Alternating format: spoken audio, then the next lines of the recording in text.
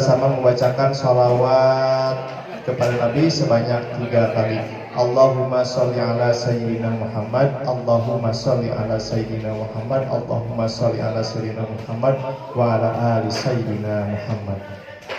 Baik, untuk berikutnya langsung kepada kegiatan hari ini, yaitu materi-materi yang pada nanti akan dilaksanakan juga simulasi bagaimana penerapannya di kelas ya.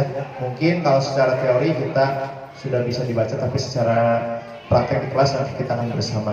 Untuk yang pertama akan dipandu oleh Ibu CGP, yaitu atas nama Ibu Rosnia SPI. Bismillahirrahmanirrahim. Assalamualaikum warahmatullahi wabarakatuh. Alhamdulillahirrabbilalamin. Wa bihi nasta'inu ala umuri dunya waddin wa ala alihi wa sahbihi ajmain. Amma ba'du. Pertama-tama, marilah kita panjatkan puji serta syukur kehadirat Allah Subhanahu wa taala yang mana berkat rahmat dan hidayahnya kita dapat berkumpul kembali di ruangan ini. Tak lupa sholawat beserta salam semoga tercurah limpah kepada junjungan alam, yakni Habibana wa Nabiyana Muhammad Sallallahu Alaihi Wasallam. Tak lupa kepada para sahabatnya, tabi'in dan tabiatnya, dan semoga sampai kepada kita selaku umatnya yang beriman kepadanya. Sebelumnya saya ucapkan terima kasih kepada Bapak Kepala Sekolah SMP Negeri 13 Kota Tasikmalaya, kepada Bapak Wakil Kepala Sekolah SMP Negeri 13 Kota Tasikmalaya, dan juga kepada Bapak Ibu Guru Hebat SMP Negeri 13 Kota Tasikmalaya. Saya ucapkan terima kasih karena Bapak Ibu Guru bisa hadir dalam kegiatan hari ini.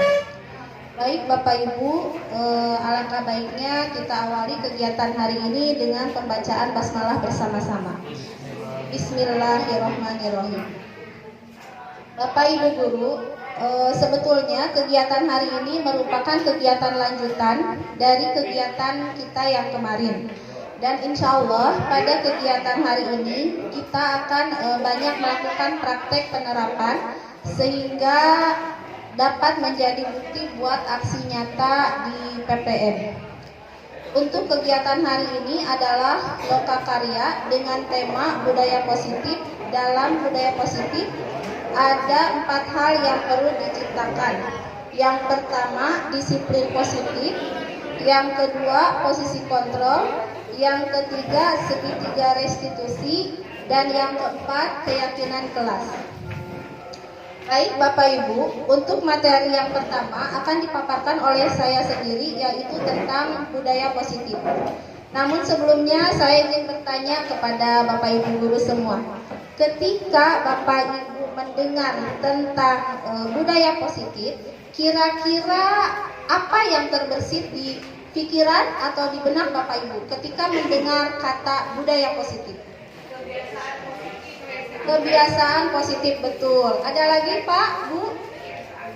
Kebiasaan baik. Ya, betul sekali Bu. Apakah budaya positif ini sangat penting untuk diterapkan? Ya, benar sekali. Budaya positif sangat penting diterapkan di sekolah kita. Kenapa sangat penting? Karena dengan kita memahami budaya positif ini dapat menumbuhkan motivasi intrinsik atau motivasi diri, khususnya pada diri siswa. Bukan hanya kita sebagai guru yang harus memahami, tetapi juga memiliki kewajiban untuk menyebarkan kepada seluruh warga di sekolah, terutama kepada peserta didik kita, agar mereka menjadi murid yang bertanggung jawab, memiliki budi pekerti luhur, dan tentunya menjadi siswa yang berakhlak mulia sesuai dengan filosofi Ki Hajar Dewantara untuk mewujudkan profil pelajar Pancasila. Baik Bapak Ibu, untuk mengefisiensikan waktu, di sini ada konsep inti budaya positif. Budaya positif sebagai proses untuk menumbuhkan motivasi warga sekolah dengan kontrol diri dan serta penguatan karakter di sekolah. Hal ini akan menjadi unsur utama dalam memajukan pendidikan di Indonesia berbasis karakter. Budaya positif dapat ditumbuhkan melalui pendekatan disiplin positif.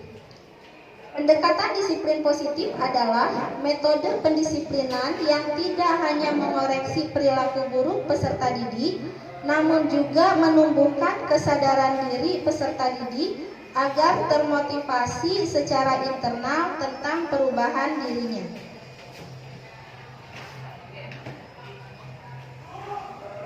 Bagaimana cara menumbuhkan budaya positif melalui disiplin positif? Nah, di sini disiplin positif merupakan unsur utama dalam terwujudnya budaya positif di sekolah. Disiplin positif adalah pendekatan mendidik anak untuk melakukan kontrol diri dan pembentukan kepercayaan diri.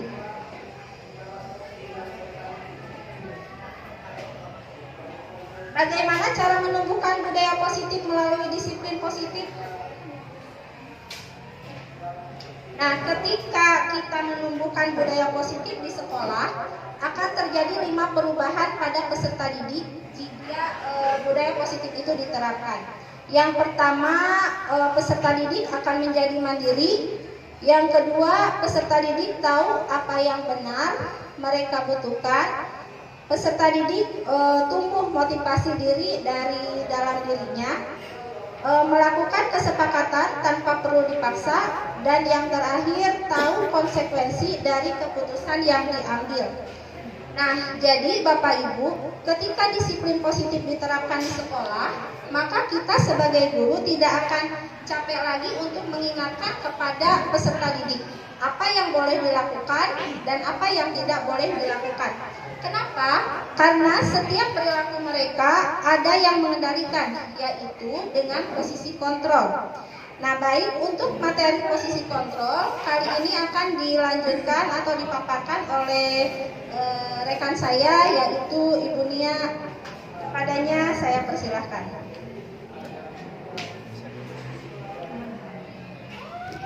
Terima kasih, Bu Ros. Untuk selanjutnya, setelah kita memahami bahwa pentingnya budaya positif itu ditumbuhkan di sekolah kita, maka kita juga perlu memahami dalam menumbuhkan budaya positif ini ada beberapa peran yang harus kita lakukan. Contohnya ketika wali kelas sedang ada di kelas, memposisikan diri sebagai wali kelas, maka apakah pada saat itu kita mengontrol peserta didik sebagai teman atau sebagai penghukum? Dan nanti akan kita bahas di sini. Nah, pertama sebelum kita memahami dulu bagaimana cara mengontrol atau mengendalikan peserta didik, kita juga perlu memahami setiap peserta didik ketika berperilaku itu pasti ada alasannya ya. Ya, misalnya ada anak yang selalu datang kesiangan atau mabal. Ibu, Bapak yakin tidak bahwa mereka berperilaku seperti itu ada alasannya? Ya, pasti ada alasannya. Dan di sini kita perlu memahami setidaknya ada 5 kebutuhan dasar. Motivasi apa sih yang mendasari mereka berperilaku seperti itu? Yang pertama, pertahanan hidup. Ada anak yang kasus pemalakan misalkan, mintain uang temannya, ternyata ketika ditelusuri dia memiliki kebutuhan belum makan karena memang ada keterbatasan ekonomi di rumah gitu. Dan kita sebagai pendidik tentu perlu memahami apa sih yang menjadi kebutuhan dasar sampai peserta didik kita berperilaku seperti itu. Yang kedua, ada kebutuhan kasih sayang dan rasa diterima. Ada anak yang tidak mau sekolah, ternyata dia merasa disisihkan, padahal teman-temannya sudah berusaha mengajar. Nah, ada rasa tidak diterima, ada kebutuhan ingin disayang yang tidak didapat di rumah, kemudian di sekolah juga dia merasa diabaikan, gitu. Maka dia berperilaku tertentu. Yang ketiga, kebebasan. Ketika peserta didik tidak mau tertib ketika upacara atau saat di kelas dia inginnya keluar saja, barangkali ada kebutuhan kebebasan yang dia inginkan, tapi dia belum memahami, belum disadari bahwa di sekolah ada peraturan yang harus dijalankan karena sudah disepakati gitu. Kemudian kebutuhan kesenangan. Nah, Bapak Ibu kebutuhan kesenangannya apa?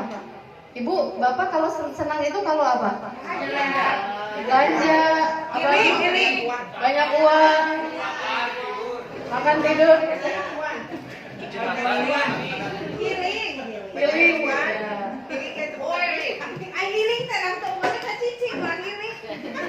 Ya itu kebutuhan kesenangan kan? Terbayang tidak kalau Bapak Ibu tidak senang datang ke sekolah, bagaimana Bu?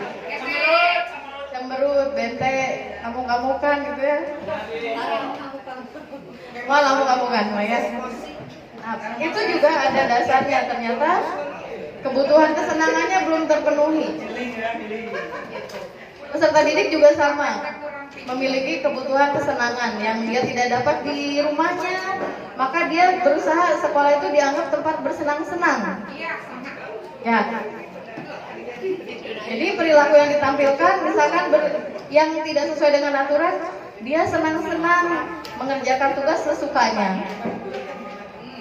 Atau dia lebih kalau yang sekarang fenomenanya mereka lebih senang di medsos, meluapkan kesenangannya lewat media sosial, gitu ya. Nah itu satu contoh bahwa mereka memiliki kebutuhan kesenangan. Selanjutnya penguasaan. Ada peserta didik yang tampak dominan di kelasnya, ada kebutuhan ingin dihargai apa yang dia bisa, karena dia merasa tidak mampu di beberapa pelajaran, maka dia menunjukkan powernya itu dengan cara misalkan mengatur temannya di kelas atau lebih berani gitu, tapi dalam hal negatif gitu ya. Nah ini adalah kebutuhan penguasaan gitu. Karena pada dasarnya lima kebutuhan dasar ini akan sangat mempengaruhi bagaimana kita sebagai manusia dalam berperilaku. Dalam kasus ini ada contoh ya Bu ya. Ibu Ambar, guru wali kelas 2A di SD Pelita, sedang bingung menghadapi ulas salah satu murid di kelasnya, yaitu Doni. Jadi Bu Ambar tuh pusing dengan sikap Doni. Beberapa anak di kelas 2 di sensor ya. Nah, datang mengeluhkan Doni yang seringkali meminta bekal makan siang mereka dengan paksa. Jika Anda menghadapi situasi seperti Ibu Ambar, apa yang akan Anda lakukan? Menurut Anda kira-kira apa alasan Doni? Kira-kira Doni itu kebutuhannya apa ya? Kebutuhan dasarnya. Makan hidup, lapar, bertahan hidup berarti. Ya. Perhatian. Ya. Kira-kira kita bisa tahu itu dari mana? Latar belakang keluarga. Latar belakang keluarga berarti untuk mencari tahu latar belakang keluarga? Wawancara ke Doni. Kita wawancara, konfisir, gitu ya. Itu agar kita menemukan apa kebutuhan dasarnya. Karena mau ditangani bagaimanapun, kalau kebutuhannya ini tidak disadarkan, tidak dipahamkan, dia akan terus seperti itu. Nah, ini ada lagi contoh. Kalau ada anak yang berkomentar, aku sedang main kejar-kejaran dengan ibu guru, seru. Kira-kira kebutuhan yang mana?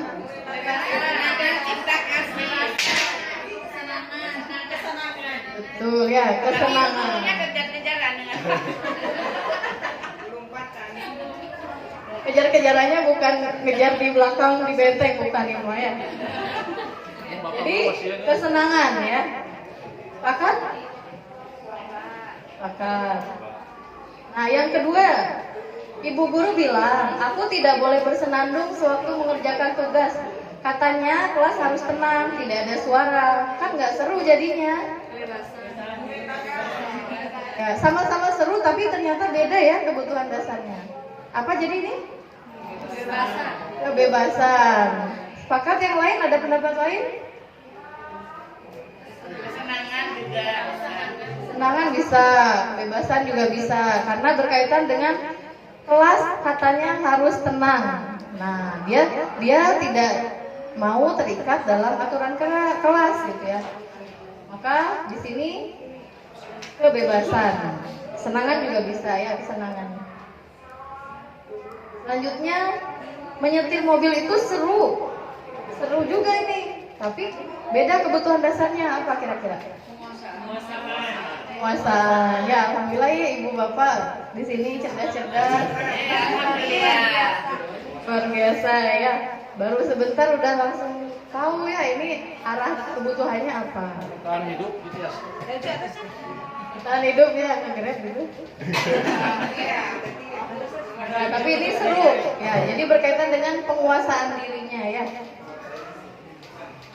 Nah, ini bukan menjadi tugas, tapi boleh Bapak Ibu ketika ingin merefleksikan sebagai seorang pendidik, kita bisa menganalisa diri kita. Apa sih? Kenapa ya dalam hari-hari yang saya lalui misalkan rasanya ada yang hampa, ada yang kosong. Nah, jangan-jangan ada kebutuhan dasar kita sebagai guru yang belum tervalidasi gitu ya, masih kosong. Kita belum tahu. Misalkan Bapak dan Ibu senang kumpul-kumpul dengan teman-teman, berarti ada di kebutuhan mana?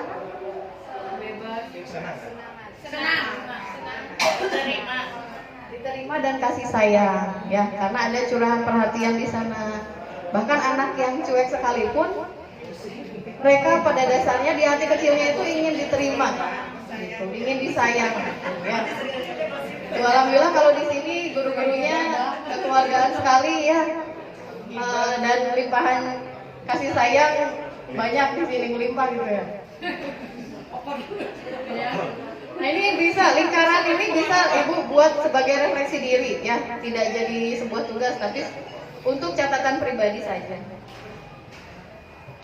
Setelah kita tahu kebutuhan dasar peserta didik, maka dalam menghadapi permasalahan yang berkaitan dengan perilaku peserta didik, kita bisa memposisikan diri sebagai apa? Ada 5 posisi kontrol.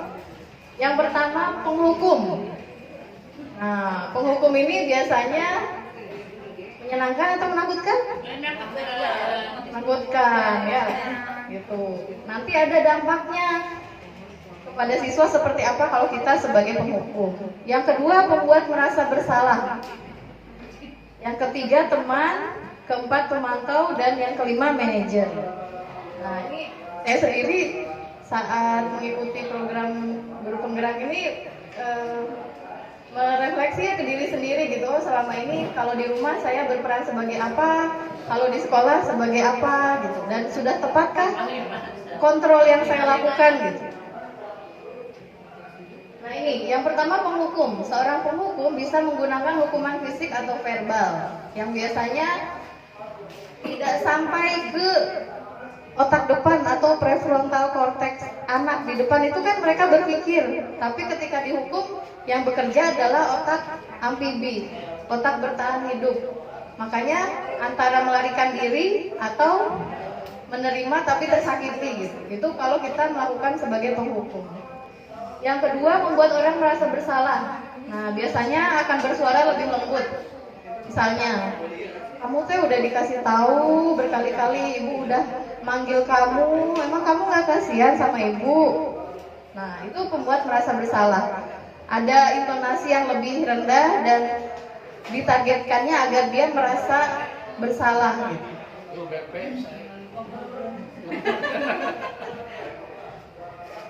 Nah, yang ketiga, posisi sebagai teman.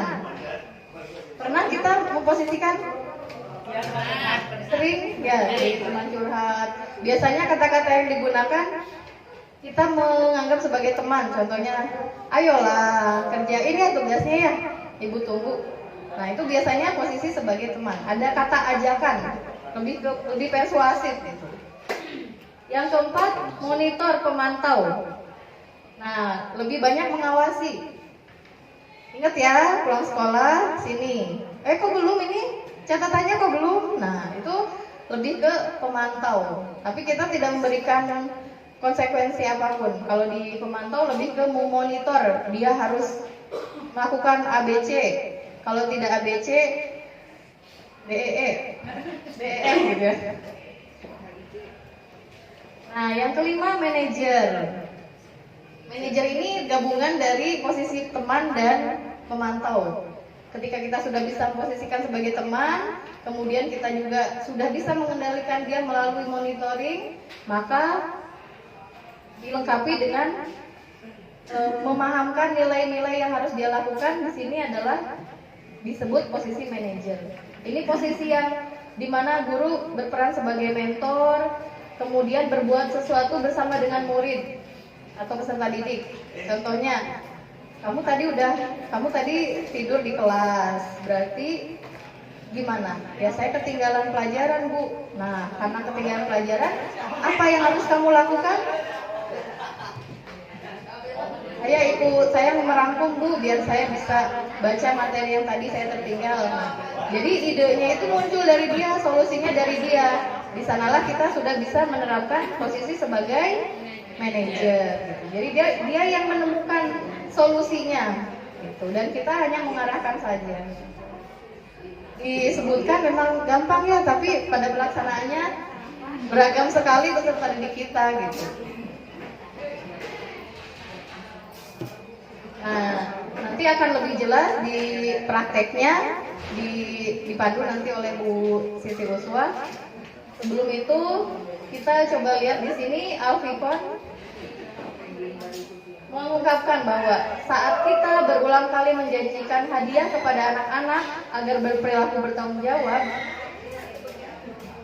kepada seorang murid agar mempelajari sesuatu yang baru, maka kita pada dasarnya sedang berasumsi bahwa dia tidak akan melakukannya kalau kita tidak memberikan penghargaan itu. Jadi ada ungkapan bahwa penghargaan itu adalah sebuah hukuman. Misalnya kita di kelas, ayo siapa yang rajin nanti Ibu kasih handphone gitu, Ibu kasih stiker gitu ya, Ibu kasih stiker. Ketika kita ingin menghargai seperti itu, memberikan hadiah, pada dasarnya kita punya asumsi, ya barudak lamun tadi gitu kan mau berubah. Ini anak-anak kalau tidak diberi hadiah, mereka tidak akan nurut, gitu ya. Atau kita yang sering bilang gini, lamun tadi kerjakan atau eta mau kayak ini lain kayak dina rapot, kumaha nilainya. Pernah seperti itu, Bu? Atau Abiwan gitu? Berarti itu kan hukum penghukum. Ya, penghargaan itu adalah hukuman. Makanya kenapa di kurikulum Merdeka tidak diperbolehkan memberikan perankingan, gitu ya. Tapi yang diperbolehkan apa? Mengapresiasi. Karena hadiah dan apresiasi itu beda ya, Bu ya. Kalau hadiah dari awal kita sudah sampaikan. Nih, nanti kalian itu kalau seperti ini nanti akan dapat ini. Tapi kalau apresiasi kita menghargai proses dia. Adapun di akhir misalkan ibu bapak memberikan penghargaan berupa sertifikat juara, itu kan tidak disampaikan di awal ya, tapi kita mengapresiasi. Dan tidak lupa juga diapresiasi yang lainnya juga, walaupun bukan juara secara akademik gitu. Itu bagaimana kita bisa memandang bahwa peserta didik kita itu mereka memiliki kebutuhan dasar sebagai motivasi, kita juga memiliki kendali sebagai kontrol yang mana gitu. Ya. Tentu akan lebih seru nanti di Bu Siti Uswa ya, karena kita akan praktek apa itu segitiga restitusi, bagaimana kita mempraktekannya untuk menerapkan posisi kontrol serta memahami motivasi peserta didik. Untuk selanjutnya saya persilakan Ibu Siti Uswa. Terima kasih. Terima kasih Bu Nia atas waktunya. Bapak dan Ibu, setelah tadi kita menyimak pemaparan tentang disiplin positif, kebutuhan dasar, dan posisi kontrol, maka selanjutnya pada tahap ini kita akan belajar tentang segitiga restitusi. Apa itu segitiga restitusi dan bagaimana penerapannya? Nanti kita akan bahas bersama-sama. Tapi sebelumnya, ini ya Bapak Ibu, ada 3 pertanyaan. Mohon dijawab. Apa yang Ibu ketahui tentang hukuman, konsekuensi dan restitusi. Silahkan, siapa yang mau jawab? Prostitusi. Bukan prostitusi ya. Ya. Hukuman, apa itu hukuman Ibu? Sanksi dari kesalahan yang dilakukan siswa. Ada lagi? Ada lagi bapak-bapaknya, apa itu hukuman yang bapak ketahui?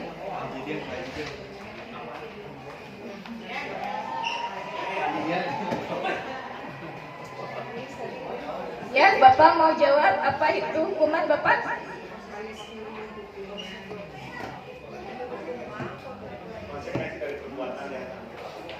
Konsekuensi dari perbuatan yang dilakukan. Baik, itu hukuman versi Bapak dan Ibu. Sekarang tindakan Hal yang diterima akibat perbuatan. hal yang diterima akibat perbuatan. Masih hukuman itu ya? Ya, hukuman. Ya, baik. Yang kedua, konsekuensi. Apa itu konsekuensi menurut Bapak Ibu? akibat dari suatu perbuatan. Akibat dari suatu perbuatan. Resiko. Berani berbuat, berani bertanggung jawab. Ya, Berani berbuat, berani bertanggung jawab. berani berbuat harus berani bertanggung jawab. Sebab dan akibat. Karena melakukan sesuatu, jadi ada akibatnya, begitu ya Pak? Ada lagi? Pengaruh dari suatu perbuatan. Pengaruh dari suatu perbuatan. Baik, itu jawaban-jawaban dari Bapak Ibu mengenai konsekuensi. Yang ketiga, restitusi. Menurut Bapak Ibu apa? Ganti kerugian. Mengganti kerugian. Contohnya apa, Bu?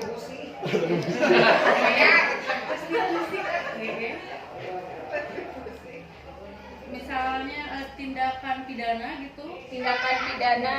Uang pesangon. Karena mencuri begitu ya Bu, jadi di penjara gitu. Ada pesangon itu bisa. Ya. Ada lagi? Mengembalikan keadaan pada mengembalikan keadaan pada awalnya gitu lah. Mengembalikan keadaan pada awalnya. Hah? Betul ya?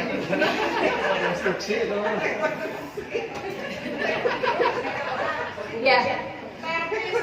Baik Bapak dan Ibu, luar biasa jawabannya. Kompensasi. Restitusi itu kompensasi Ibu.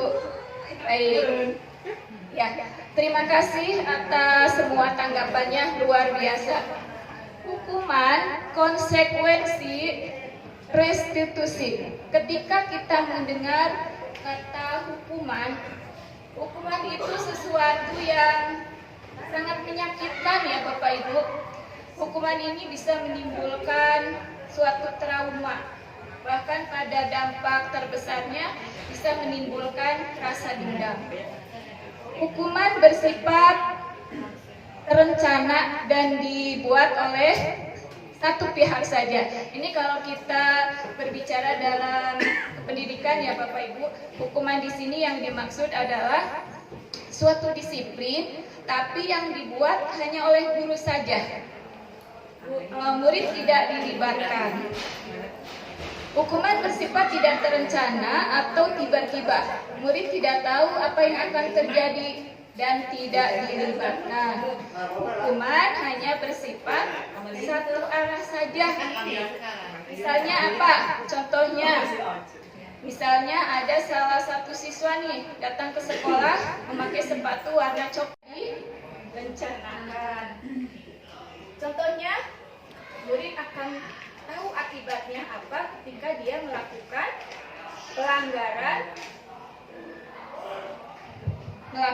pelanggaran. Misalnya ada siswa yang tidak mengerjakan tugas sampai batas waktu yang sudah ditentukan. Akibatnya apa? Dia akan kehilangan waktu bermainnya, karena waktu bermainnya harus dia gunakan untuk mengerjakan tugas tersebut. Yaitu yang dimaksud konsekuensi di sini. Nah, tadi yang ketiga ada restitusi ya Bapak Ibu. Kalau restitusi ini lebih ke proses dialog. Dialog dari hati ke hati antara guru dan siswa untuk bisa menemukan suatu pemecahan yang baik atas kesalahan yang sudah dilakukan oleh siswa. Ketika siswa melakukan pelanggaran atau kesalahan, di sini akan mencari solusi terbaik. Resolusi adalah proses menciptakan kondisi bagi murid untuk memperbaiki kesalahannya. Setiap manusia tentunya punya salah ya Bu ya, tapi bagaimana kita bisa memperbaiki kesalahan tersebut. Menurut Gosen, restitusi juga merupakan proses kolaboratif yang mengajarkan murid untuk mencari solusi untuk masalah mereka dan membantu murid berpikir tentang orang seperti apa yang mereka inginkan dan bagaimana harus memperlakukan orang lain. Nah, Bapak Ibu, ketika ada siswa-siswi Bapak dan Ibu melakukan pelanggaran atau kesalahan, kira-kira Bapak dan Ibu akan melakukan tindakan apa?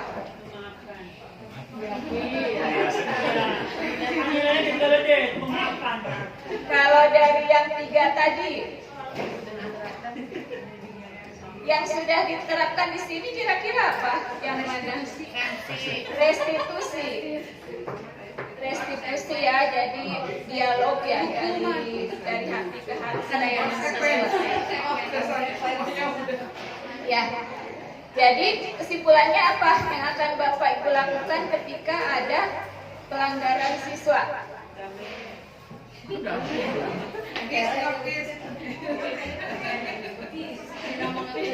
Iya, gunakan Mencari solusi sendiri, tapi anaknya harus mengakui kesalahan dengan sendiri, tapi mencari solusi. ya.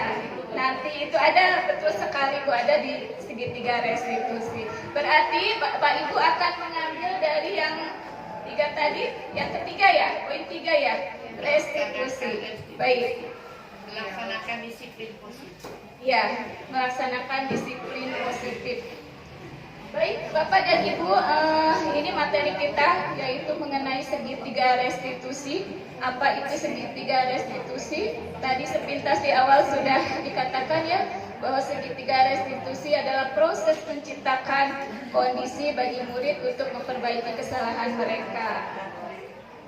Segitiga restitusi ada 3 elemen Bapak Ibu. Yang pertama, menstabilkan identitas. Yang kedua, validasi tindakan yang salah. Dan yang ketiga, menanyakan keyakinan.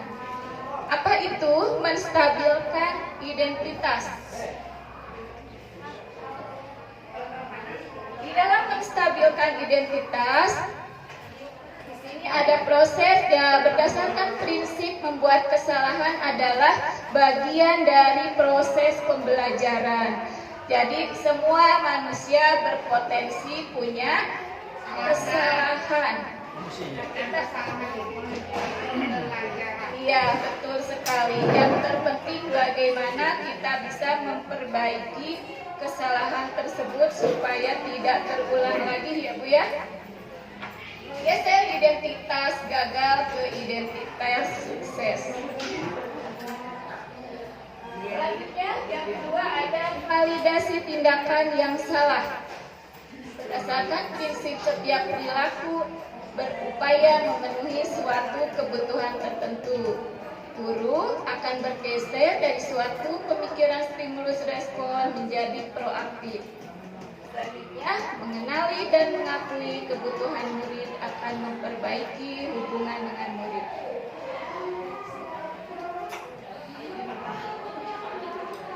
Yang terakhir, menanyakan keyakinan.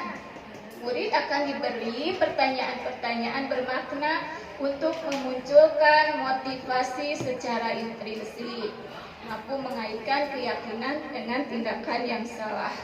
Misalnya, ada anak yang contohnya apa ya, mencontek Misalnya mencontek hasil kerja teman. Mungkin kita akan memberi pertanyaan. Apakah yang kamu lakukan itu benar? Apakah yang kamu lakukan sesuai dengan keyakinan kelas kita? Keyakinan apa yang sudah kamu langgar? Kan keyakinan.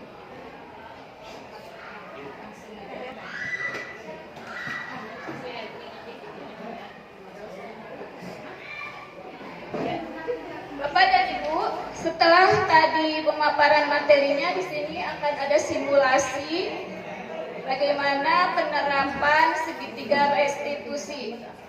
Validasinya bagaimana, menanyakan keyakinannya seperti apa itu. Nah, Bapak dan Ibu, nanti selanjutnya akan ada tugas yaitu praktik segitiga restitusi. Nanti Bapak dan Ibu berperan menjadi guru, siswa, dan pemantau. Tapi itu mungkin nanti di sesi setelah Pak Riza tampil ya. Baik, kesimpulan dari segitiga restitusi yang kita bahas hari ini adalah segitiga restitusi merupakan strategi dalam disiplin positif untuk memperbaiki diri agar terwujud disiplin diri, yakni mendorong siswa meyakini nilai-nilai kebajikan di dalam dirinya dengan memunculkan motivasi internal siswa sebagai dasar dalam perubahan perilakunya. Selanjutnya pemaparan tentang keyakinan kelas akan disampaikan oleh Bapak Riza. Silakan.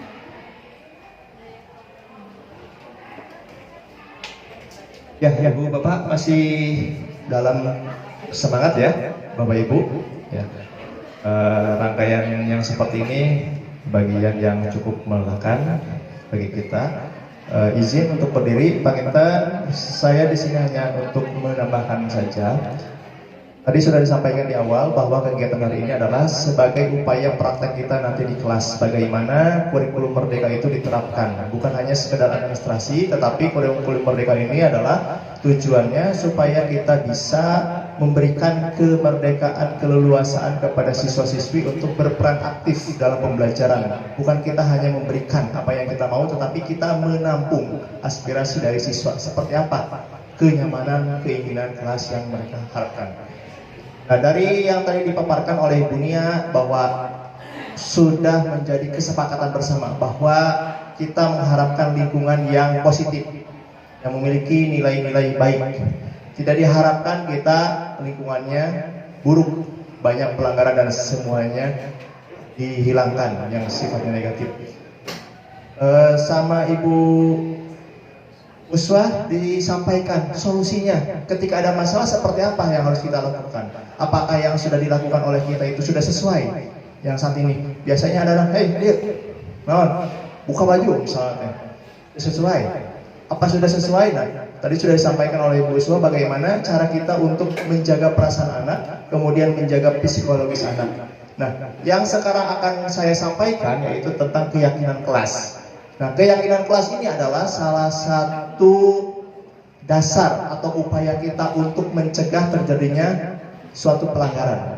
Biasanya, Ibu dan Bapak masuk ke kelas atau sebagai wali kelas.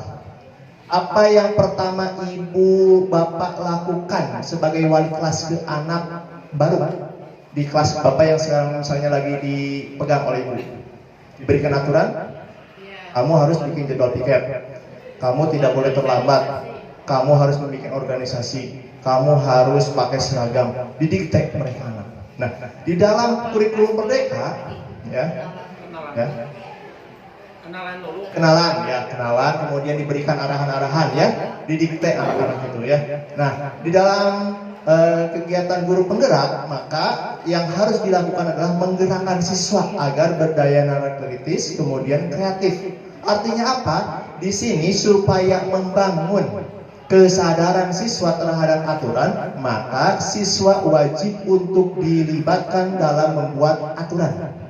Ya, kalau aturan biasanya kita yang saklek nih aturannya seperti ini kelas. Nah sekarang yang harus kita lakukan adalah merubah mindsetnya.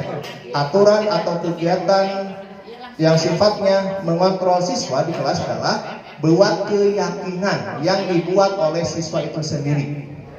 Maka keyakinan kelas ini disusun bersama antara guru dengan murid. Lebih banyak murid sendiri yang menentukan. Dengan arahan guru, murid diarahkan untuk memunculkan usulan, ide, gagasan tentang bagaimana mewujudkan kelas yang aman, nyaman, serta dirindukan dan mendukung proses perkembangan murid.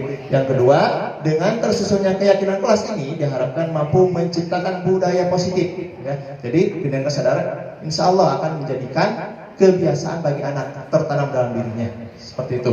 Next, berikutnya Ibu, bantuannya. Berikutnya, sehingga setiap tindakan atau perilaku yang dilakukan di dalam kelas dapat menentukan terciptanya sebuah lingkungan positif. Perilaku warga kelas tersebut menjadi sebuah kebiasaan yang akhirnya membentuk sebuah kebudayaan positif. Ya, seperti yang disampaikan bahwa keyakinan kelas ini adalah bagian hampir sama seperti aturan, tetapi ada perbedaan. Kalau aturan biasanya saklek hanya pemangku kebijakan langsung diberikan, tetapi ini dirangkul anak-anak kita untuk bersama-sama membangun apa yang mereka harapkan di kelas. Tetapi ingat, kita juga memberikan tuntunan arahan yang sewajarnya pantas, boleh kita approve atau validasi. Nah, tadi sudah disampaikan bahwa keyakinan kelas itu adalah menjadi dasar terwujudnya sebuah budaya positif. Ya, ketika lingkungan kelas tersebut sudah diyakinkan oleh semua siswa, maka setidaknya akan menjadi warning, alarm bagi mereka. Oh, saya dulu pernah membuat ketentuan seperti A, B, dan C. Maka dalam mindset mereka akan muncul perasaan kalau saya melanggar ada konsekuensinya, atau ada akibat yang sudah saya lakukan, yang sudah saya sampaikan dalam keyakinan kelas, pasti saya akan mendapatkan sesuatu dengan kesadaran sendiri. Kalau hukuman kan biasanya mereka tidak tahu salah atau tidak, tiba-tiba kena hukuman seperti itu. Kalau ini akan memunculkan rasa konsekuensi dalam diri sendiri, kesadaran. Seperti itu. Maka di sini nanti akan Ibu simulasikan. Nah, sekarang tahun ajaran baru, ya, ajaran baru. Kita akan coba nanti bersama-sama di kelas masing-masing untuk membentuk atau membuat keyakinan kelas. Keyakinan kelas sesuai dengan program dari kurikulum Merdeka. Nanti Ibu di kelas bisa seperti nanti yang akan disimulasikan. Kemudian hasil dari keyakinan kelas itu dibuat oleh siswa di dalam sebuah karton, dipampang seperti halnya jadwal tiket. Nanti mereka akan tahu sendiri, oh ini yang dulu saya buat. Kalau saya seperti ini, nanti kalau ada masalah akan diselesaikan melalui segitiga restitusi. Maka mereka akan sadar, oh ini kesalahan saya. Nah, sehingga mereka tidak akan merasa dihukum. Kemudian kebutuhan-kebutuhan mereka yang tadi disampaikan tidak akan terabaikan. Seperti itu. Nah, ini diantara contoh kelasnya. Nah, contoh keyakinan kelas. Misalnya, baik anak-anak, sekarang kita di awal tahun pembelajaran. Nah, biasanya kan kita ada aturan supaya kelas kita nyaman. Kira-kira menurut kalian, supaya kelas kita nyaman, pembelajaran kita tenang, aman, dan tertib semuanya, kemudian lingkungan sekolah kita menjadi baik, apa saja kebaikan-kebaikan atau yang harus kita munculkan dalam pribadi kita? Cara Ibu kasih contoh tanggung jawab. Selain tanggung jawab, apalagi kira-kira? Seperti itu. Nanti anak berbicara. Tampung semuanya. Ulah, si mau bangun, mau didengeng ke bunga. Ulah gitu Ibu teh harus mengapresiasi, ya, itu wujudnya. Apresiasi. Oh iya bagus, tapi nanti dikoreksi lagi misalnya kalau ada yang salah. Setelah muncul keyakinan kelasnya, baru Ibu membentuk sebuah kalimatnya, kalimat positifnya. Dari tanggung jawab, kira-kira kegiatan apa yang bisa kita lakukan sebagai wujud tanggung jawab? Misalnya mereka bingung apa itu tanggung jawab, Ibu bisa jelaskan. Tanggung jawab adalah kewajiban yang harus kita laksanakan. Kira-kira di kelas apa kewajiban kita? Piket Bu, piket, tulis nanti oleh sekretaris. Atau bisa nanti Ibu seperti simulasi nanti, mereka menuliskan masing-masing tanpa mengucapkan, ditulis nanti ditempel. Nanti diseleksi mana yang mirip-mirip atau mana yang perlu digunakan. Itu sebagai tujuan dari guru. Nah, setelah nanti selesai, maka ibu bapak guru mengesahkan. Gimana setuju? Kalau ini kita terapkan di keyakinan kelas kita, setuju. Kalau nanti ada yang melanggar, maka kalian tahu konsekuensinya. Nah, dengan seperti itu maka mereka akan sadar. Dalam alam bawah sadarnya akan terekam ketika dilibatkan dalam membentuk sebuah aturan atau ketentuan. Beda lagi kalau kita diktekan. Kadang-kadang anak itu ada yang audio, ada yang visual. Ketika mereka visual, ketika ada audio akan lewat di dalam kepalanya, tidak akan terekam. Tetapi kalau dengan seperti ini, ada kemungkinan mereka akan tertanamkan dalam dirinya.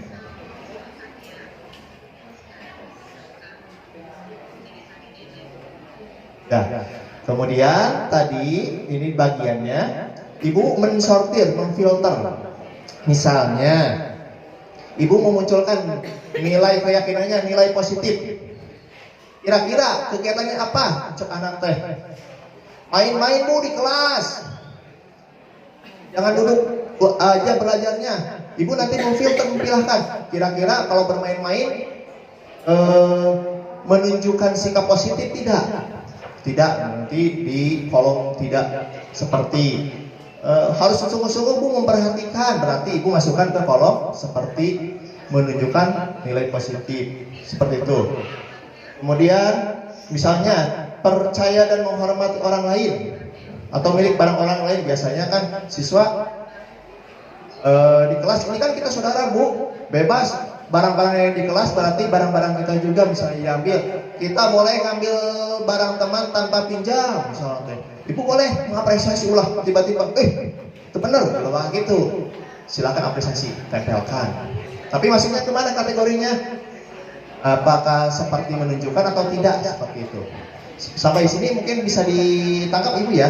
Nah, tugas ibu nanti mungkin hari ini tidak bisa efektif. Nanti ketika awal masuk ke kelas masing-masing binaannya bisa diterapkan seperti ini. Dan diharapkan semua kelas melaksanakan atau membentuk keyakinan kelasnya masing-masing. Kemudian bukti fisiknya adalah dengan terpampangnya tabel atau bagan keyakinan kelas tersebut. Itu adalah wujud kita menerapkan kurikulum Merdeka di kelas sebagai apresiasi kepada siswa.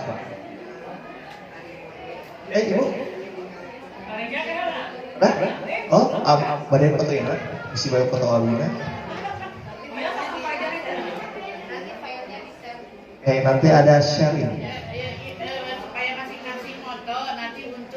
Oh iya, aksi nyata seperti ya. Seperti tadi yang sudah disampaikan Bu Haji bahwa materi ini ada juga di PMM ya. Sebagai informasi kemarin saat ada lokakarya bahwa dari yang bagian GTK menyampaikan bahwa di SKP untuk tahun 2022 nanti ada survei sejauh mana ibu sudah melaksanakan PMM. Nanti ada surveinya. Seperti itu akan dimunculkan. Jadi yang tidak aktif akan ketahuan. Sebagai informasi kemarin dari ketika kegiatan disampaikan dari bidang GTK-nya seperti itu. Jadi di sini kita bersama-sama menggerakkan PMM itu supaya tidak hanya sudah terregistrasi tapi sudah berjalan seperti itu. Dengan munculnya sertifikat. Kita bersama-sama ibu di sini. Ya. Apakah sama keyakinan kelas dengan tata tertib kelas? Ya. Keyakinan kelas dan tata tertib kelas. Tadi sudah disampaikan pada dasarnya mirip, tetapi proses rekonstruksinya yang berbeda. Kalau tata tertib kelas itu saklek dari pemangku kebijakan nih, aturannya seperti ini, setiap ada yang baru. Kalau keyakinan kelas, rekonstruksinya dibangun dari awal. Mereka dilibatkan. Seperti halnya musyawarah. Mereka dianggap sebagai pejabat juga gitu. Supaya apa? Menumbuhkan dalam alam bawah sadarnya. Oh ini dulu pernah saya katakan. Jadi tertanam harus ada tanggung jawab nih saya. Oh dulu dalam keyakinan kelas harus menghargai orang lain nih. Berarti kalau saya ngomong A, B, C yang tidak pantas menyinggung orang lain berarti saya melanggar. Setidaknya direkam oleh mereka. Seperti itu. Kalau kita mendiktekan dengan tata tertib kadang-kadang dibaca, kadang-kadang itu. Kalau dengan keyakinan kelas berarti meyakinkan dengan istilahnya ditalkin mau dia mah. Bukan kesadaran ditalkin langsung dibimbing. Kalau judulnya tata tertib kelas, tapi pembuatannya itu kompromi dari warga. Ya, betul. Tapi untuk kan berbeda kurikulum, berbeda penamaan. CP, TPA, sama dengan kali ini juga sama. Asalnya tata tertib dirubah menjadi judulnya keyakinan kelas. Itu hunkul Bapak. Wayana semuanya harus dirubah. Nah, gitu. Cuma prosesnya sekarang Bapak Ibu harus melibatkan siswa-siswi kita di kelas. Silakan Ibu Bapak Rumah memantau hukum gitu. Silakan anak-anak nanti akan menyampaikan ide dan gagasannya. Apa yang mereka harapkan supaya kelasnya nyaman? Pak Ganing, Pak tidak boleh berisik saat belajar. Nanti ada yang muncul. Nah, Pak ulang bolos jam sekian. Nanti mereka akan muncul seperti itu mungkin. Nanti kita akan coba untuk mensimulasikan yang semuanya nanti Ibu Bapak bisa praktekkan di kelas. Dan bisa Ibu Bapak dokumentasikan untuk nanti pelaporan di PMM bagian modul budaya positif. Wajib ya? Disiplin positif namanya. Seperti itu. Ibu mungkin nanti sudah punya bekal untuk aksi nyata di PMM modul ini. Seperti itu. Ibu? Beda dicari jadinya. Yes, boleh. Nah, berarti keyakinan kelas satu kelas dengan yang lainnya pasti beda ya? Pasti beda, karena yang membuatnya adalah per orang, bukan guru disamaratakan. Jadi untuk ini di kurikulum mereka adalah memerdekakan siswa dalam berpikir, dalam berpendapat. Itu tujuannya sebetulnya kurikulum mereka itu. Bukan membebaskan siswa semaunya, tidak. Tapi apa yang mereka harapkan, mereka curahkan, kita menuntunnya, diarahkan. Seperti itu. Oke, baik Ibu Bapak, terima kasih untuk hari ini. Dan jangan lupa yang harus Ibu Bapak lakukan ketika selesai atau mengakhiri pembelajaran, jangan lupa direfleksi, ditanyakan kepada siswa apa yang sudah kamu ketahui sekarang, apa yang menjadi masalah kamu sekarang. Wajib itu ya Ibu Bapak, jangan cuma baik karena waktu sudah bel. Ibu akhirkan sampai di sini. Terima kasih, sampai jumpa lagi minggu depan ya. Semoga kita umur panjang dan bertemu lagi. Nah, tidak boleh seperti itu, harus direfleksi. Bu Haji, bagaimana perasaan Bu Haji setelah pembelajaran hari ini? Senang Bu, bahagia. Ibu Yani bagaimana? Lapar, nah, bebas gitu ya. Kemudian nanti disimpulkan. Gitu.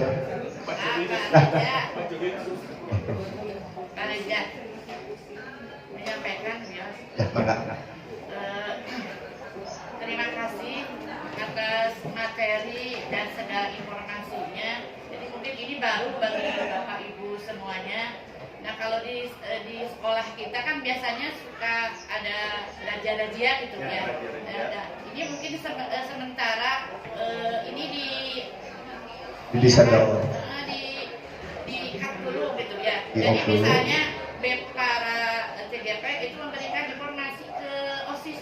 Ya, ke OSIS. Jadi takutnya pas upacara aja suka yang tidak pakai sabuk, tidak pakai dasi, misalkan tidak pakai ini untuk sementara. Nah, bagaimana apa mau kalau lihat ini tidak boleh seperti itu. Oke, yang tidak boleh itu adalah hukuman. Kemudian nanti kan dari itu pemisahan siswa. Kalau di pandangan saya pemisahan siswa, nanti akan ada pemecahan masalahnya. Siswa itu dipanggil. Jadi setelah siswa dipisahkan, penghukumannya itu tidak boleh seperti halnya sebelumnya. Tapi harus ada diskusi. Mungkin seperti itu. Kalau misalnya masih disamakan dengan siswa yang lain yang masih lengkap, susah untuk mendeteksinya. Itu seperti itu Bu Haji. Cuma nanti eksekusi dari pelanggaran tersebut seperti apa tidak boleh lagi dengan sifatnya hukuman. Ya, misalkan sekarang bawa HP yang bawa HP kan itu sekarang di Merdeka itu iya, HP. boleh. Ya diperlukan. Nah, berarti di sini kita akan menumbuhkan kesadaran ya, bahwa HP itu boleh tapi dengan ketentuan yang disepakati bersama nantinya. Ini anak-anak sudah membuat kesepakatan dari pemikiran mereka masing-masing. Ibu, Bapak bisa membantu di rumah untuk menguatkan kembali. Mungkin seperti itu. Katanya kalau apa kita memberi sanksi, apakah bisa melibatkan orang tua membicarakannya? Itu bisa ya nanti ya Di sini ada orang tua yang udah ya tetap. Nah, nanti kan ada tahapan restitusinya. Yang terbaik adalah tahapan restitusi menyadarkan. WC misalkan ya.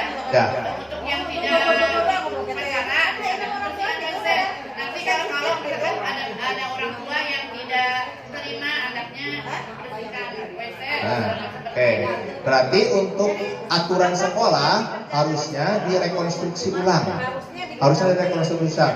Nanti aturan yang ada di sekolah kita kumpulkan siswa bersama. Hai siswa-siswa, di kelas Anda sudah membuat keyakinan kelas individual, personal. Sekarang aturan sekolah apa yang akan kita yakini? Ini kemarin sudah ada brand. Ada yang mau kita sepakati bersama? Boleh seperti itu nanti. Untuk direkonstruksi ulang. Nanti mereka yang bersepakat seperti itu. Jadi buat kesepakatan supaya mereka juga sadar.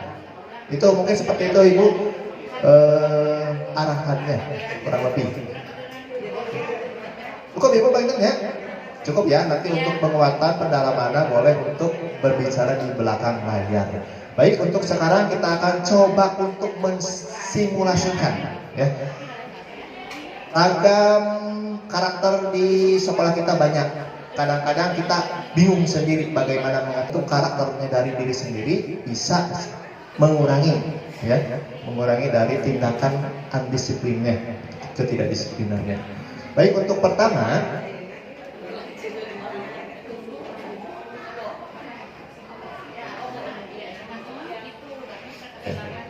Ini kan diusut di kurikulum Merdeka ya. Apa ya? Yang keyakinan kelas, tapi tidak apa-apa dilaksanakan sudah di kelas. yakin iya. Kan nanti Ibu kelas 8 udah mulai tahun depan, kelas 9 udah mulai. Jadi sekarang kita sudah mulai merintis. Ya yang wali kelas 8 Sudah terbiasa sama. Ya, sama, tidak apa-apa. Kalau yang kelas 7 adalah secara administratifnya harus kurikulum Merdeka. Tetapi pada prakteknya di kelas, apresiasi terhadap anak harus dilakukan semuanya. Ya, karena itu Merdeka berbagi dan mereka belajar. Mereka berubah gitu, mereka berubah maksudnya ke sana. Ya, jadi wayahna kelas Ibu 8 dan 9 cara mengatasi kedisiplinan anak mengikuti dari ketentuan kurikulum Merdeka Belajar. Tetapi secara administratif Ibu masih menggunakan kurikulum 13 untuk kelas 8 dan kelas 9. Kalau kelas 7 wayahna administratifnya yang seperti yang disampaikan Bu Haji Lilis kemarin harus Ibu realisasikan. Kemudian prinsip-prinsip pembelajaran juga harus ditentukan seperti ini. Terus seperti Ibu ya. Kemudian tambahan tuntutan buat kita adalah biasanya ada workshop. Kita workshopnya sekarang melalui PMM ya, PMM. Itu juga bisa memenuhi angka kredit kita. Silakan Ibu untuk aktif di PMM-nya. Aksi nyata kalau Ibu Bapak tidak bisa dilakukan sendiri, bisa berkelompok bersama. Oh, disamakan juga tidak jadi permasalahan. Pokoknya nyampein mohon ya. Kantun ngeureuyeuhna hungkul. Siap. Alon-alon asal kalakan. Baik Ibu Bapak, kita akan coba mensimulasikan. Anggap kita ini adalah sebuah kelas. Ya, nanti kita akan dibagi kelompok. Ibu mensimulasikan seolah-olah nanti kita akan masuk di kelas masing-masing. Kita simulasikan di sini. Kita akan bagi 3 kelompok aja ya. 3 kelompok. Berarti Bu, mau berapa kelompok? Kelompok ini kelompok 1 aja gitu ya, lingkungan depan. Kelompok 2 sebelah kanan Pak Asep dan Reng-Rengan, Bu Wawa, Ibu Reni dan seterusnya. Kemudian ini cowok-cowok ganteng dan anak-anak muda. Nah, kelompok 3 Luka Pak Haji kan masih muda. Masih anom. Semangat muda. Ya, nanti ini simulasinya adalah bayangan kita di kelas, bayangan kita ketika menghadapi masalah. Ibu harus seperti apa lagi? Ulah cocorokan deui kan pemikiran gitu. Ya. Sare-sare abi saur di dia bukan nutupkeun dia. Yang pertama kita akan coba menerapkan bagaimana kondisi ibu menemukan anak didik yang melanggar ketentuan. Harus apa yang dilakukan? Menghukum atau melakukan segitiga restitusi. Nah, yang akan kita pelajari di sini adalah menerapkan segitiga restitusi. Harus bertahap, berjenjang, seperti halnya penyidikan di kepolisian. Kurang lebih seperti itu. Tapi kita harus juga untuk menerima asumsi-asumsi atau yang dilakukan oleh siswa itu alasannya apa. Kemudian nanti kita luruskan. Ada 3 hal variabelnya. Yang pertama adalah validasi identitas. Menstabilkan identitas, validasi tindakan, dan juga keyakinan kelas. Yang pertama, ibu harus menstabilkan identitas. Anak itu jangan dianggap salah apa yang dilakukan, tetapi harus mengembalikan lagi mentalnya bahwa yang dilakukan itu bisa menjadi baik kamu seperti itu. Udah ibu, 5 kelompok, 4 kelompok aja.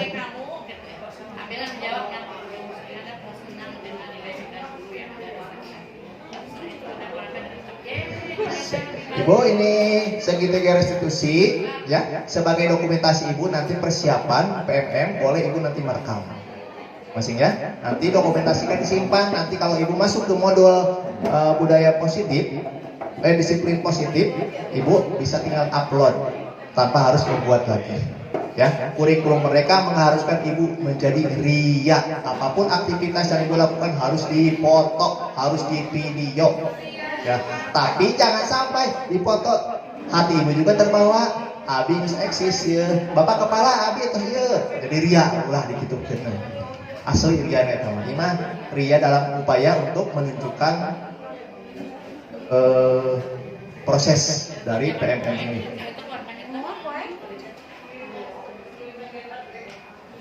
Bapak Ibu, setiap kelompok sudah memiliki 2 ini ya.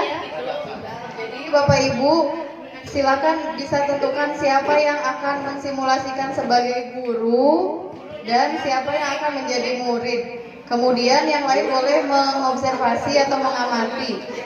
Alurnya yang berperan sebagai guru di sini ada, yaitu sebagai wali kelas 8. Kemudian yang sebagai murid nanti siapa yang berperan menjadi Ali, ya.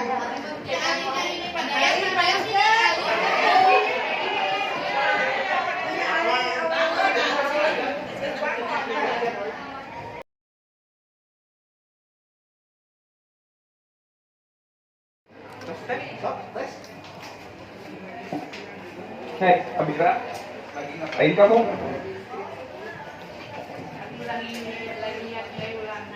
Kamu dapat nilai berapa? Aku dong 90. Kamu mah jarang sekolah, jarang masuk. Jadi nilainya. Aku dong 90. Kamu dapat 60 apa? Kamu mah males belajarnya. Aku kan kemarin sakit, jadi nggak bisa belajar. Oh, ya kalau sakit juga tuh belajar dong. Sempet-sempetin, jangan tidur mulu, makan mulu, badan udah gini.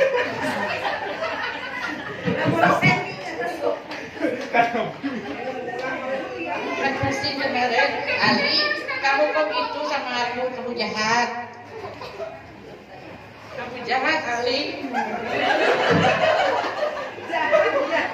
Ya udah, belajar yang benar. Jangan malas mulu, jangan banyak alasan. Sakit apa? Sekarang kan sekolah, kemarin sakit dikit gitu aja.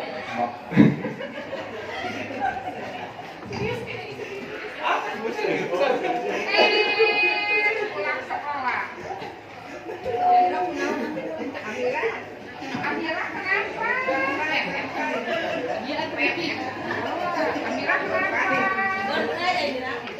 Amira kenapa?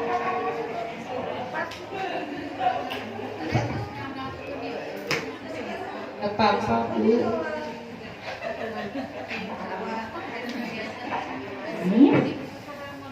Enggak apa-apa.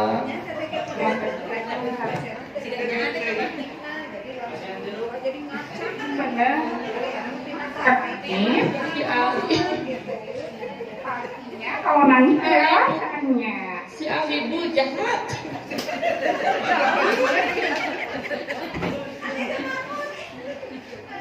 Jahat banget. Pulang sekolah, ibu coba ngobrol sama Ali ya.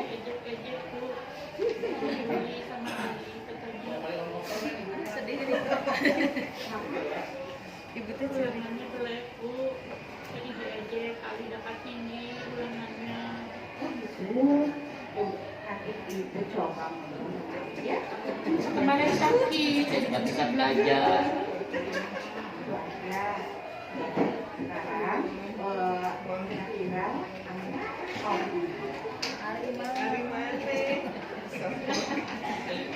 Alinya Bu.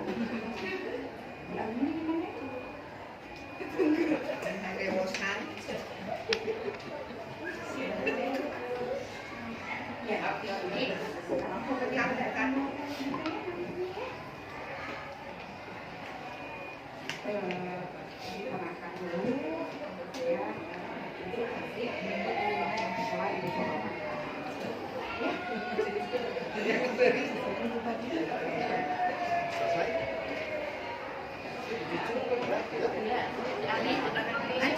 Kan Ali Ali di sini Ali.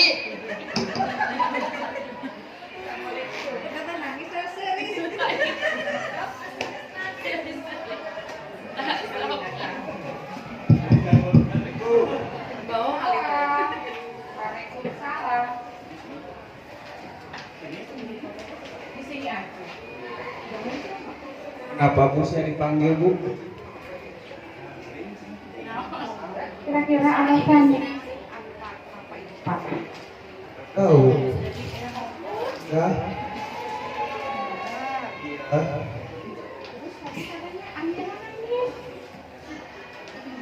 Oh. Apa katanya Bu? Cuma dibilang gitu aja, kan nilai saya lebih besar daripada Amira. Iya. Apakah Aja nggak merasa bahwa itu adalah sudah melanggar keyakinan yang telah kita tetapkan? Oh gitu ya. Ali merasa enggak? Cuma bilang nilai aku mah lebih tinggi dari kamu. Kamu mah males. Jadi we nilainya dapat 60, aku 90 dong. Itu aja Bu. Itu aja. Hah? Nah, itu juga enggak jadi, itu juga bagus. Kamu berarti kan belajarnya itu ya, apa dia sehingga nilainya bagus. Terus alasannya ngeledekin Amira karena nilainya kurang bagus apa? Kan dia pun jarang sekolah, katanya sakit. Gue nggak belajar. Apakah perbuatan yang telah kamu lakukan terhadap Amira sudah benar? Nggak juga Bu. Jadi kalau begitu ada di mana sudah melanggar kira-kira ada yang keyakinan kelas yang telah tidak tetapkan di kelas kan ya? Kira-kira melanggar keyakinan kelas yang mana tuh Ali? Mana ya? Yang mana ya? Ya kira-kira yang mana ya? Di antaranya keyakinan kelas itu ada yang ini nih. Ada nggak boleh apa teh?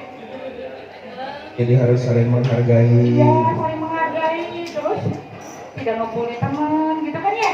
Ya, Bu. Terus apa lagi kira-kiranya yang kamu tahu? Kan udah disepakati bersama keyakinan kelas udah ditulis di kelas. Nah, jangan meledek. Terus dapat nilai berapapun harus disyukuri. Gak boleh sombong. Gak boleh mentang-mentang lebih tinggi dari yang lain. Nah, kan sudah tahu ya. Jadi apa yang harus dilakukan Ali sekarang? Gak boleh sombong kalau ada teman yang nilai lebih kecil. Diajak belajar, dimotivasi teman-temannya lagi gitu Bu. Terus apa yang harus dilakukan Ali terhadap misalnya kan kalau ini ya, kalau setiap orang itu kan masing-masing punya kelebihan, kekurangan gitu kan ya. Jadi tolong dihargai masing-masing teman apapun itu. Nah, tindakan sekarang apa yang harus dilakukan Ali terhadap Amira? Minta maaf Bu, mengakui kesalahan. Oh, mengakui kesalahan. Sekarang dipanggil Amiranya aja ya. Ya Bu. Amira. Pulang. Hari gimana jadinya? Ya udah besok aja Bu, saya minta maaf sendiri langsung sama Amira. Iya, kalau begitu Ibu tunggu ya, sehingga kesepakatan kita tetap berjalan dengan baik. Semoga kedepannya Ali tidak berlaku hal yang sama. Ya Bu, kapok Bu. Iya, terima kasih Ali. Sama-sama Bu. Terima kasih, Assalamualaikum.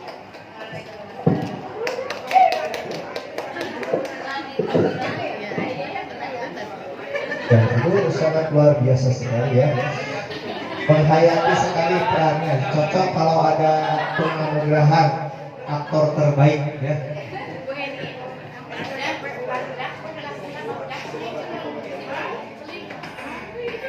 Ini apresiasi, salah satu bentuk apresiasi ya.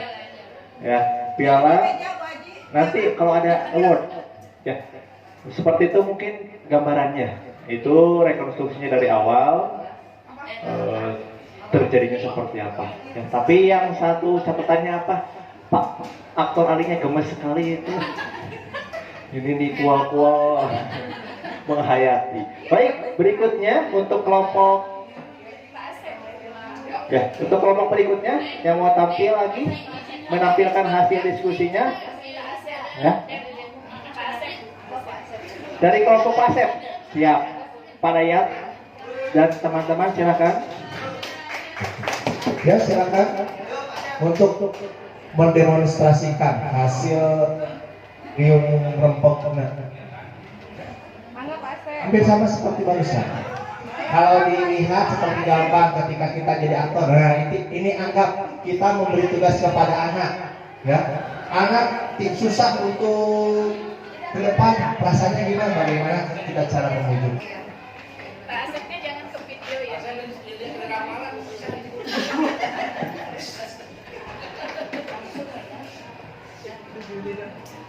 Amira, kenapa? Kok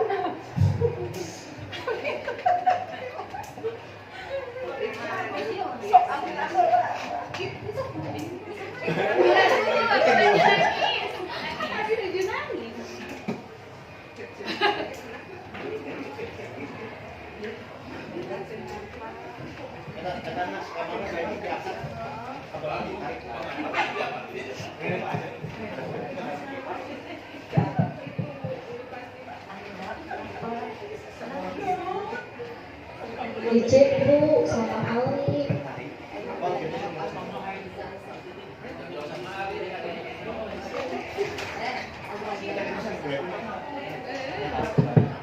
Ijek kenapa? Karena nilai saya kecil Bu. Nilai Ali lebih besar Bu daripada nilai saya. Jadi kamu sakit hati? Iya Bu. Saya malu dengan teman-teman saya Bu.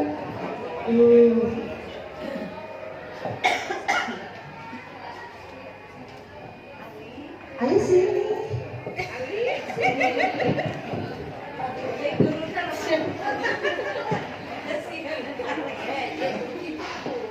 Udah di sini aja ya.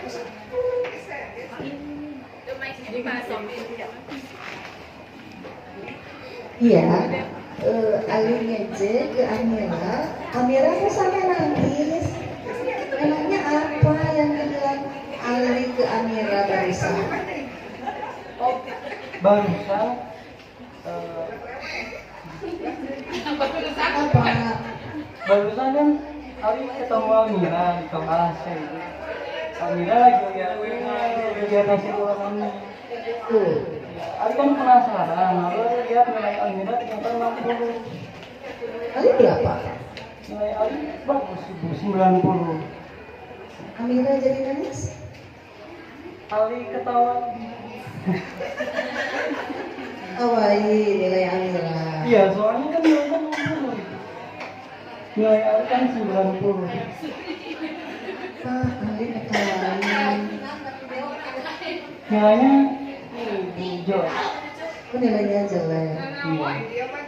Mungkin Ali ketawain merasa Ali. Iya, Ibu. Kan 90 sama 60 itu beda, Bu. Kalau 90 bagus. Kalau 60 itu Gitu. iya. Bangganya Ali sampai Amira nangis gitu. Emang Ali bangga nilai 90? Iya, Ibu. Kan bagus, berarti hasil belajarnya bagus. Begitu. Ya, mungkin Ibu juga kalau nilai 90 bangga ya. Seperti Ali, Ibu juga merasa iya nilai saya tinggi. Tapi kalau misalnya Ali bicara seperti itu ke Amira, ya, terus perasaan kalau Ali yang nilainya rendah, perasaan Ali akan bagaimana? Kalau misalnya ada teman yang nilainya 100, terus Ali 90, terus diketawain, perasaan Ali akan bagaimana? Malu ya, Bu. Malu, iya. Sakit hati kan, kayak Amira. Iya, Ibu. Iya, jadi gimana? Jadi kayaknya tadi Ali sudah melakukan kesalahan kepada Almira. Tuh, kesalahan. Karena Ali tidak menghargai nilai dari hasil belajarnya Almira. Jadi perbuatan Ali ke Amira barusan Buruk. buruk ya? Iya, Ibu, tidak baik. Tidak baik, kurang Iya. baik ya. Jadi harusnya bagaimana? Harusnya ketika Ali melihat nilai Almira, Ali menghargainya, memberikan semangat. Ya, terus sikap Ali sekarang karena membuat Amira sedih, membuat Amira nangis, membuat Amira malu, ya, sakit hati. Terus bagaimana coba? Berarti Ali harus meminta maaf kepada Almira. Begitu dong, ya, harus minta maaf. Minta Ya, maaf itu kapan? Nanti setelah sekarang. Setelah masuk Ya, ya, setelah nanti masuk ketemu Bapak. Amira, Ya. Ali langsung minta maaf dan tidak akan mengulangi perbuatan Ali lagi kan? Iya, Ibu. Ya. Nah, kan kita di kelas kita ada keyakinan di kelas kita perbuatan Ali bagusan. Itu masuk yang mana? Berarti perbuatan Ali tadi melanggar keyakinan kelas untuk menghargai teman. Ya, menghargai teman ya, jadi kurang menghargai teman. Harusnya Ali itu tadi sama menghargai Amira ya. Karena Amira bersama teman kita, mungkin Amira nilainya di bawah Ali, mungkin situasinya lagi lain. Kan biasanya Amira bagus ya nilainya. Iya. Di Amira sekarang, iya ada Amiranya mau minta maaf sekarang. Iya.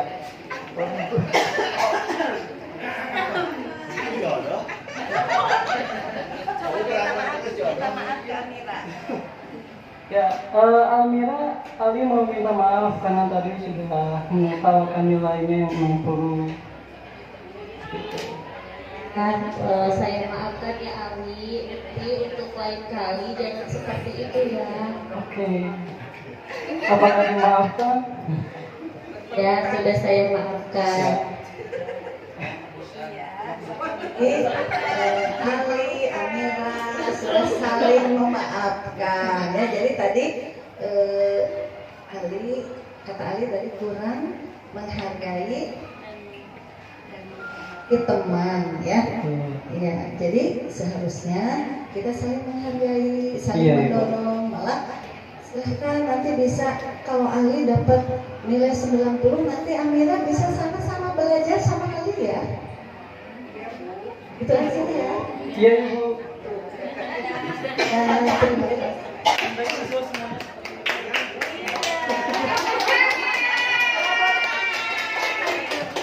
Itu tukangnya kaki ya.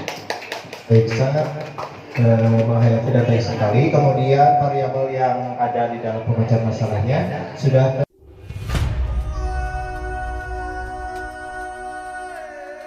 yang dikerjakan paling baik harus kita menyesuaikan dengan new normal. Itu ini kan dari apa ya? Ya, ya, bayangkan ya Pak. Setelah ada ruangan merokok.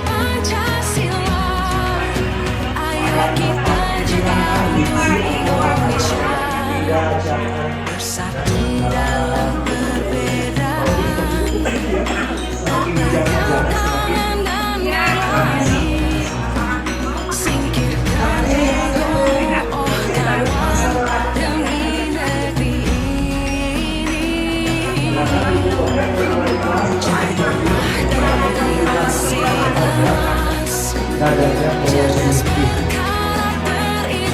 tidak boleh lalu tenang di saat pembelajaran.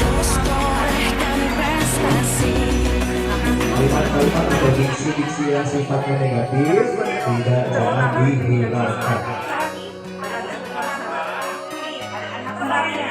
Laki-laki rambutnya sesuai kebetulan laki-laki.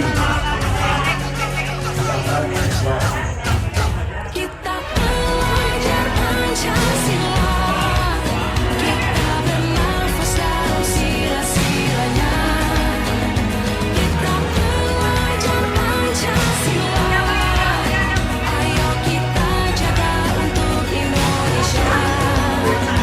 Kita belajar Pancasila, kita bernafas dalam sila-silanya. Kita belajar Pancasila, ayo kita jaga untuk Indonesia.